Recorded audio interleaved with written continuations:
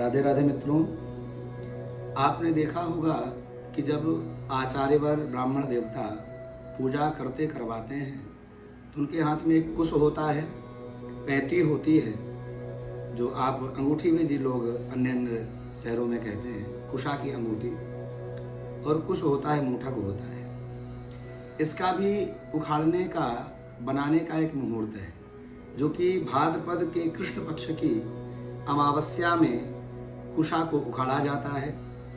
उस समय आप सभी जाकर के अमावस्या के दिन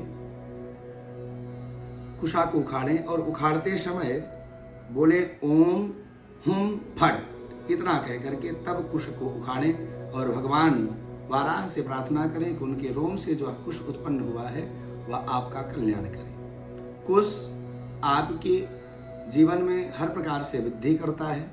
कुश का एक और प्रभाव है सज्जनों कि कुश के जल से अभिषेक करने पर महादेव अति प्रसन्न होते हैं और कुश के साथ आप जो भी पूजा करते हैं वह फलीभूत होती है और भगवान को स्वीकार होती है। इसलिए इस बार की भाद्रपद की अमावस्या भाद्रपद कृष्ण पक्ष की अमावस्या में आप सभी जाकर के कुश को जरूर उखाड़ें और अपने घर में रखें, उसका उपयोग करें। जय श्री राधे, जय श्री मंडारा।